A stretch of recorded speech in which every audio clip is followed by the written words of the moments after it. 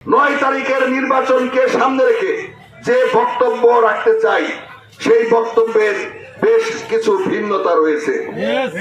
300 আসনের মধ্যে সমস্ত আসনে নির্বাচন শেষ, শুধুমাত্র বাকি রয়েছে এই শ্রীবর্দী ঝিনাইগাতীর এই শেরপুর 3 আসনের নির্বাচন।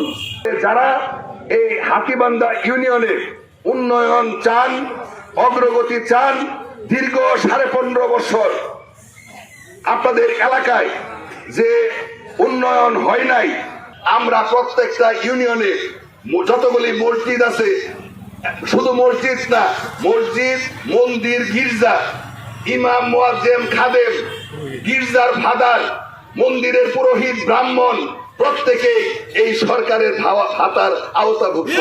আমার কাছে মনে হয় এই অটো রিক্সা, সিএনজি ড্রাইভাররাও একজন ইমামের চাইতে বেশি বেতন পায়, বেশি আয় রোজগার করে। বছরের বেশি এই বাংলাদেশে বহু সরকার আসছে, বহু সরকার গেছে, কিন্তু বাংলাদেশের মুসলমানদের ইমাম, বাংলাদেশের মুসলমানদের মসজিদের ইমামদেরকে নিয়ে কেউ ভাবে নাই।